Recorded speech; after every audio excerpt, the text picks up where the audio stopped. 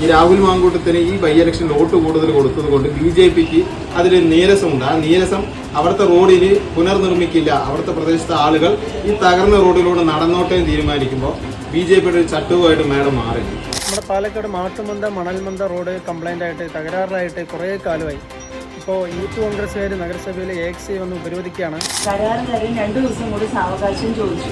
2 ദിവസം road start ചെയ്യും. പറഞ്ഞിട്ടുണ്ടായത് പാലക്കാട് നഗരത്തിലെ മാട്ടുമന്ത മണൽമന്ത റോഡ് ഒരുപാട് വർഷങ്ങളായി തകർന്നു കിടക്കണം. അമൃത് 1 മുതൽ ആ റോഡ് തകർന്നു കിടക്കുകയാണ്.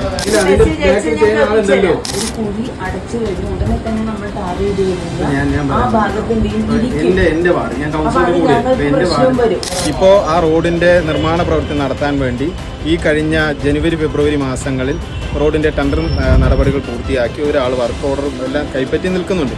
പക്ഷേ ഇവിടുത്തെ AXC അവിടുത്തെ വർക്ക് ആരംഭിക്കാൻ സമ്മതിക്കുന്നില്ല എന്നൊരു വിവരം ലഭിച്ചുകൊണ്ടാണ് യൂത്ത് കോൺഗ്രസ് ഇങ്ങനെ ഒരു സമരവുമായി ഇവിടെ എത്തിയത്. പാലക്കാട് നഗരത്തിലെ മറ്റു വാർഡുകളിലെ എല്ലാ റോഡുകൾ ചെയ്തില്ല, എല്ലാ വാർഡൊന്നുമല്ല. പക്ഷേ ആ പ്രദേശത്തെ ആളുകൾ ഈ പ്രാവശ്യം അവിടുത്തെ ജനാധിപത്യ വിശ്വാസികൾ UDFന് സപ്പോർട്ട് ചെയ്തുകൊണ്ട് മാത്രം അവർക്ക് റോഡ് നിഷേധിക്കുകയും ആ പ്രദേശത്തെ ആളുകൾ ഈ കഴിഞ്ഞ ഉപതെരഞ്ഞെടുപ്പിൽ പ്രിയപ്പെട്ട രാഹുൽ മാങ്കൂട്ടത്തിന് വലിയ ഭൂരിപക്ഷത്തിൽ വോട്ട് നൽകിയതിൻ്റെ നീരസം കൊണ്ടാണ് BJP ആ പ്രദേശത്തിലെ ആളുകൾക്ക് ആ റോഡിലൂടെ സുഗമമായി യാത്ര ചെയ്യേണ്ട എന്നൊരു അജണ്ട പാസ്സാക്കാൻ ശ്രമിക്കുമ്പോൾ ഈ നഗരസഭയിലെ AXC അതിന് കൂട്ടുനിൽക്കുകയാണെങ്കിൽ യൂത്ത് കോൺഗ്രസ് അതിന് തടയിടാൻ ശ്രമിക്കും. ഇതൊരു സൂചനാ സമരമാണ്. അപ്പോൾ ഒരാഴ്ചക്കുള്ളിൽ വർക്ക് സ്റ്റാർട്ട് ചെയ്യുമെന്ന വിശ്വാസത്തോടെ നിങ്ങൾ പോകും. ഒരാഴ്ചക്കകം ആ റോഡിൻ്റെ നിർമ്മാണ പ്രവൃത്തി നടത്തുമെന്ന് അവർ വാക്ക് പറഞ്ഞുകൊണ്ട് മാത്രമാണ് നമ്മൾ ഇന്ന് ഈ സമരം അവസാനിപ്പിച്ചത്. ഒരാഴ്ച കഴിഞ്ഞ് വീണ്ടും യൂത്ത് കോൺഗ്രസ് ഇങ്ങോട്ട് വരും.